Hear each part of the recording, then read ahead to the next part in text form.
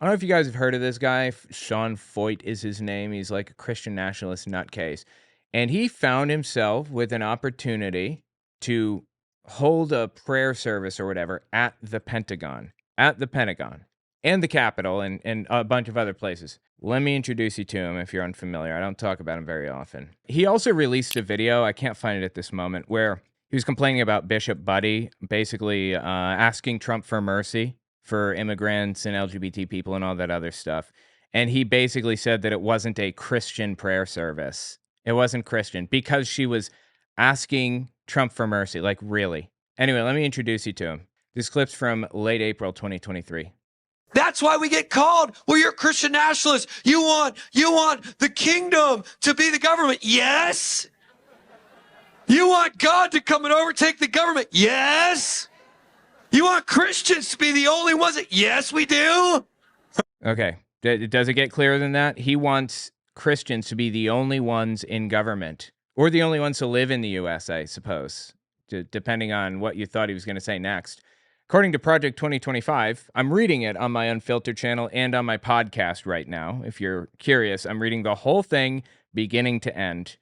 I think we're in section 1. We're about to hit section 2. We're a few hours into it. Anyway, I haven't gotten to this part yet in it, but I believe that it says everybody's required to belong to a church. Legally required. And you have to attend church services every Sunday. So following, logical steps, I'm going to assume that he believes that everybody in the U.S. should be a Christian, not just in U.S. government. Yes. You want Christians to be the only ones that, yes, we do. We wouldn't be a disciple of Jesus if we didn't believe that. We want God to be in control of everything. Listen to that stupid laugh he's got. He just keeps doing that. It is so frustrating, just awful. We want believers to be the ones writing the laws. Yes, guilty as charged. Yeah, I want believers to be the only ones writing the laws. Anyway, the point is that he's a Christian nationalist, by definition.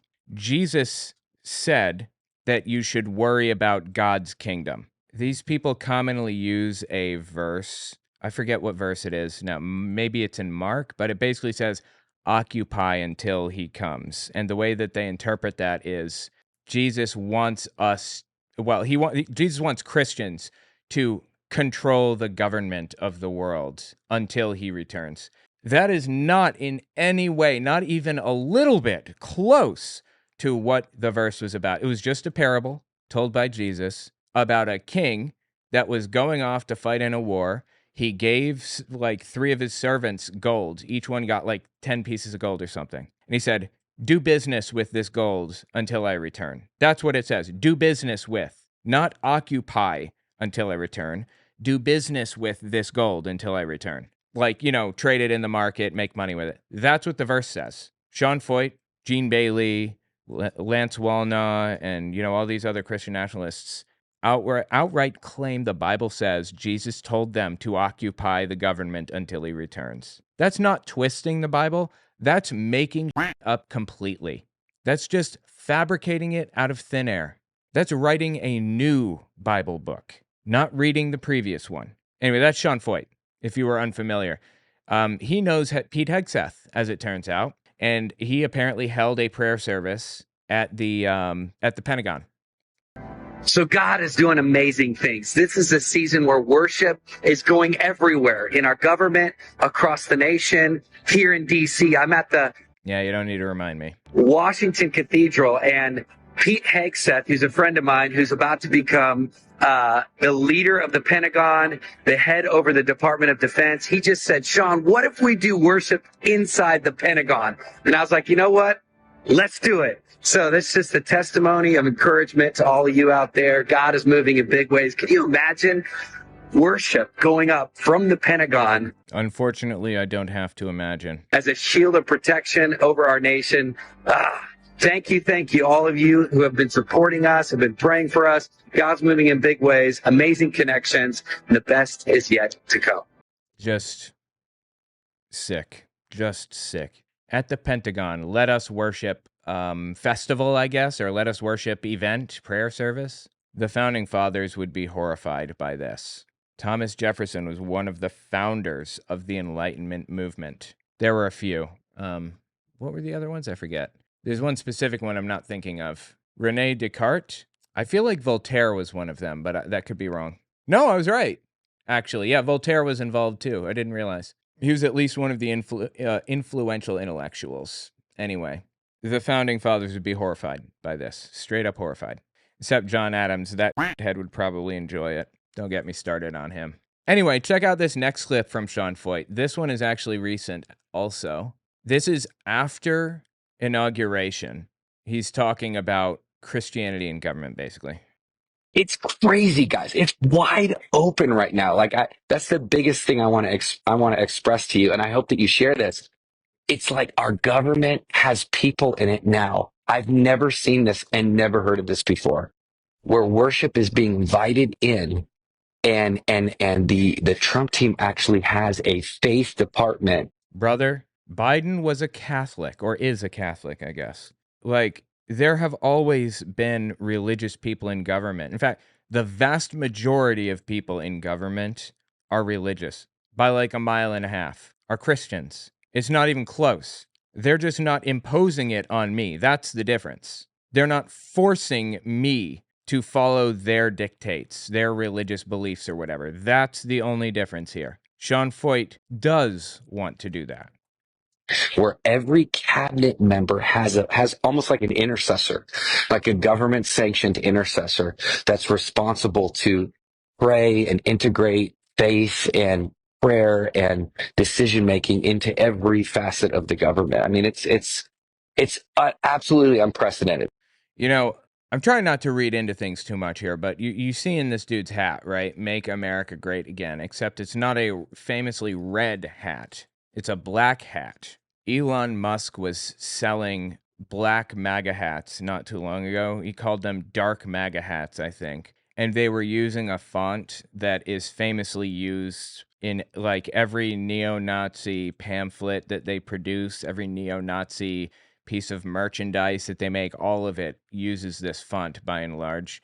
Elon used it on his dark MAGA hat. It's a little thing, but that's what we call a dog whistle. Most people aren't even going to notice that. They're not going to connect the dots. They're not even going to realize. And if they do realize, they're going to say, oh, that's a coincidence. But the Nazis aren't going to think it's a coincidence. The Nazis are going to be fully aware of what's happening. Now, I don't think that Sean Feucht is a full-blown Nazi. I think, in my personal opinion, I've been kind of thinking over this idea for a while. I haven't written about it yet, but I probably will write about it soon. But it's like a model, a psychological model that I'm kind of working on right now. And it goes like this. People have different ideologies in their heads that they kind of adhere to. I don't think that I have, all right, if you prefer, you can call them moral frameworks.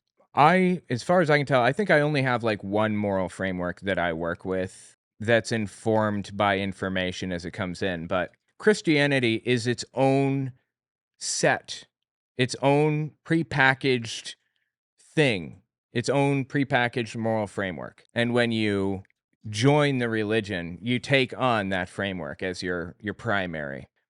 Some people have a primary, a secondary, even a tertiary, 3 different moral frameworks that they work within. And I've found that people tend to integrate a little bit of each into their overarching framework, into their whole belief system, right? But when their primary moral framework conflicts with their secondary or their tertiary or whatever, primary always takes precedence. For example, Stu Peters says that he's a Christian. Well, I can't find the clip of Stu Peters, but he says that he's a Christian. He talks about being Christian. He has Christian pastors on all of the time, but he's also a white nationalist, a white supremacist. Jesus was in favor of loving everybody, loving your neighbor and everything else. So how does he kind of grapple with that? The answer is he holds 2 different moral frameworks. His primary is white nationalism or white supremacy, and his secondary is Christianity. He goes with number 2 as often as he can, but if it conflicts with number 1, he defaults to that one instead. Well, yeah, Jesus said love everybody, but I want to get all of the immigrants out, so. And you'll see examples of the two moral frameworks blending together sometimes, where they create an entirely new moral framework that people can pick up and put on like a hat. Like, the Bible very clearly says abortion is okay. It's a good thing. Numbers 5:11-23. You should get an abortion if, for example, you think your wife has cheated on you. The priest will perform the abortion. But these people have blended their political ideology with their religious ideology. They're two frameworks. They've blended them together, and they've come up with religious justifications for their political positions, even though there is no religious justification. There's no religious justification for opposing vaccines, for example, or abortions. People are submitting religious exemption requests or whatever to the government for gas stoves. They want to own a gas stove in their house. When did Jesus use a gas stove exactly? And where in the Bible, point to the verse where it says, then Jesus told them they shall not use induction heating, gas only. It's not in there. They're blending their moral frameworks together. So back to Sean Feucht, here's the point I'm making. Elon Musk produced hats that use the Nazi font. I believe Elon Musk is a Nazi. I'm super confident of that based on the fact that he gave 2 Nazi salutes behind a presidential seal at inauguration and retweets Nazi all the time. Unbanned a bunch of Nazi accounts when he took over Twitter and bans accounts that are critical of him. So he doesn't have a problem with Nazi speech. He has a problem with your speech. I think that what we're seeing here is Sean Feucht signaling that he supports Elon Musk, at least a little bit, and what he's been up to by wearing a hat that I believe he got from Elon Musk. But I don't think that he is a Nazi, Sean Feucht. I think that he has a Christian moral framework that is prepackaged, blended with white nationalism already. Like Kenneth Copeland's moral framework, I don't know exactly who he picked it up from. Maybe he formed it out. But his moral framework is very much blended together with white nationalism and Christianity, and is now handing that moral framework down to others. I believe that Sean Feucht picked up that framework and put it on and blended it with even more white nationalist rhetoric and nonsense. So maybe white nationalist garbage is number 2 for him, and this hyper-nationalistic Christian moral framework is number 1. So looking in from the outside, he's saying and doing a lot of the same stuff that Elon Musk does, Nick Fuentes does, well-known neo-Nazis.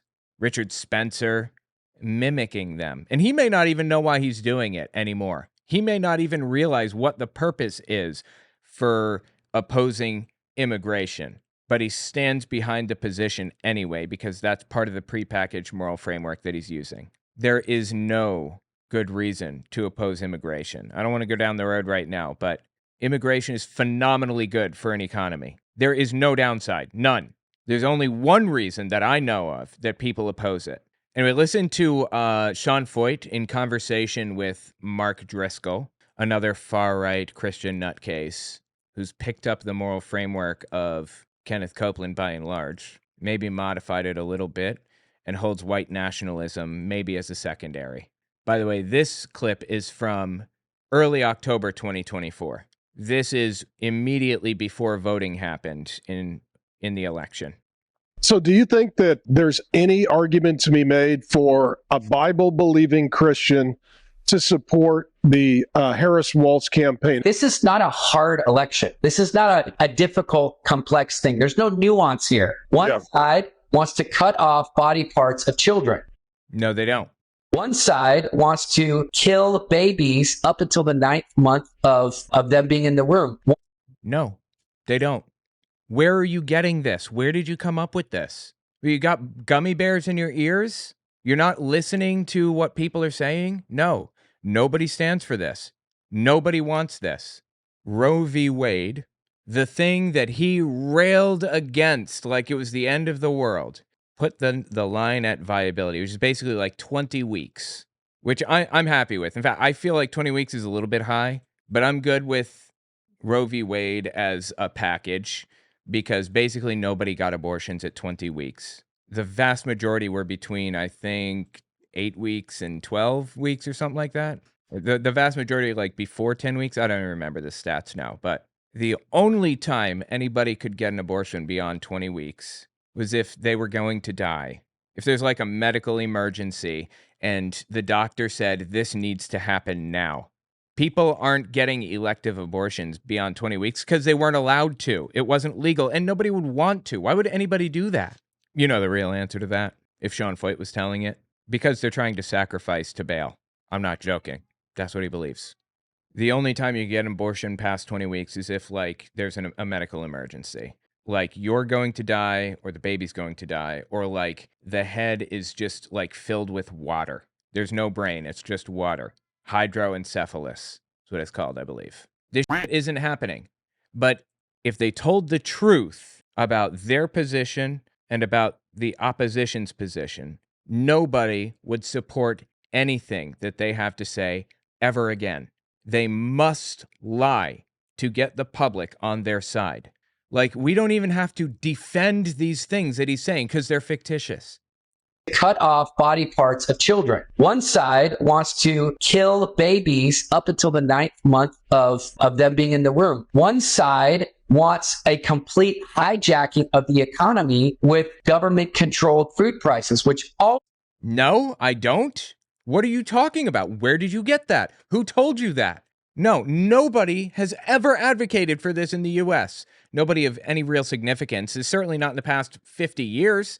I mean, it was kind of a weird place 100 years ago, but nobody is advocating for what I assume he's imagining as food ration cards and, kind of a top-down hierarchical strict control over what people are allowed to eat and stuff. This is delusion. You know what? I don't even think that. I don't think it's delusion. I think it's lies with him. I think he knows what he's doing, in my opinion. And he's doing it intentionally and he's twisting around because he knows if he told the truth about what he believes, nobody would support it. If he told the truth that he wants to force his religious beliefs on everybody else, and as a secondary moral framework, he also believes that only white people should be able to control the government.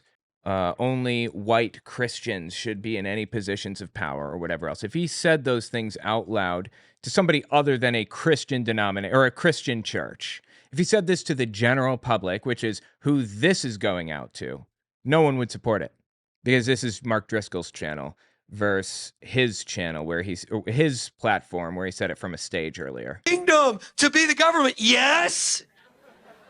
You want God to come and overtake the government. Like every now and then you catch them basically on a hot mic just telling us what they're shooting for. I come here and I play it for you guys and he denies. Oh, you misinterpreted. I wasn't giving a Nazi salute. You don't know what you're talking about. I don't believe in that. Deny. Babies up until the 9th month of them being in the womb. One side wants a complete hijacking of the economy with government-controlled food prices, which always leads to socialism and destruction. Completely. Yeah, I have no idea what he's talking about. This is not difficult. The fact that pastors and leaders have to even have these conversations shows how deceived the American church is. There's no nuance. There's no difficulty here. It's very easy. Yeah, I mean, it would be easy if any of the things that he was saying were real. Aside from that, even then it wouldn't be easy because Donald Trump is a serial cheater. He's been married like 16 times. He sleeps with people regularly who aren't his wife, famous for doing it. He is the symbol of covetousness. Is there a commandment that he hasn't broken? It's not just 10 commandments, it's 613. Is there one of those 613 he has not broken? I doubt it. Maybe do not murder. But even then, really? I don't know. Here's another example of the dude straight up lying, just fabricating information. Right when you think it can't get crazier and more perverted and demonic out there, the President of the United States tries to cancel Easter and Resurrection Sunday and replace it with Transgender Day of Visibility. No, that was a lie. That was fake. It was made up. Did he fall for it, or is he perpetuating it intentionally? I think he knows. If people knew what he stood for and what he was doing, they'd never support him again. This video is incredibly telling by Sean Feucht.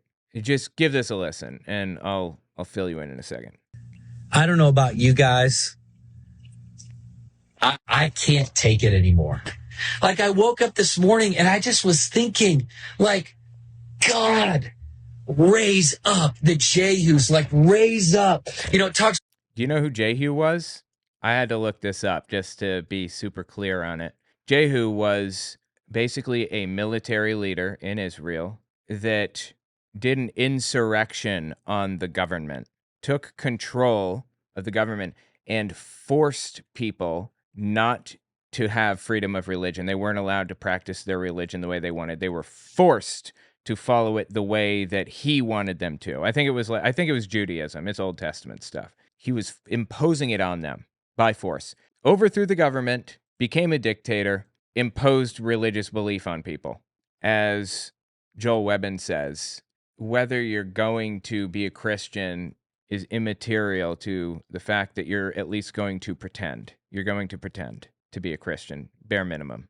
That's the goal. When they say we are looking for a Jehu, they're not saying we're looking for a particularly godly leader. They're saying we want a dictator that's going to overthrow the current government and impose Christian rule on everybody else. God, raise up the Jehus, like, raise up. You know, it talks about Jehu, how he was commissioned in a season where Jezebel was reigning supreme and wreaking havoc and terror. And it's like, I don't have to be more obvious than this. You have Ahab, which is the docile, sheepish, leader that abdicates his authority to a wicked woman that is hell-bent on perversion and abortion and Baal. Dude, I love how he's complaining about things that people were doing back then. And I'm not convinced that Trump hasn't done all of those things. And he's advocating for Trump as like the next leader, the next political and honestly, maybe even religious leader. Like, oh my God. Okay, one more time. That is hell-bent on perversion and abortion and Baal and destruction. And she has smooth lips and tender eyes. Yep, sounds like my kind of person. And she's demonic. And it's like, yeah, welcome to 2024. Like, this is happening today. We need the Jehus. We need those that have a mandate to dethrone Jezebel and bring the kingdom. We need you to rise up. We're going to do a massive Jesus march through the streets of the city. We're going to march by the White House, the Supreme Court, the Capitol. We're going to remind all the powers and the principalities that God is not finished writing the story in our nation. Absolutely psychotic. The guy is advocating for civil insurrection. He's actually advocated for it openly previously too.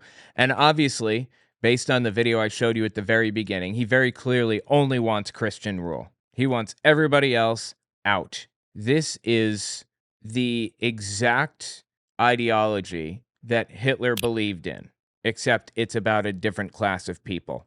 Instead of Aryans, it's about his specific version of Christian. It's not even about like Methodists. It's about his version. It's about the version that has inextricably intertwined white nationalism and Christianity as moral frameworks.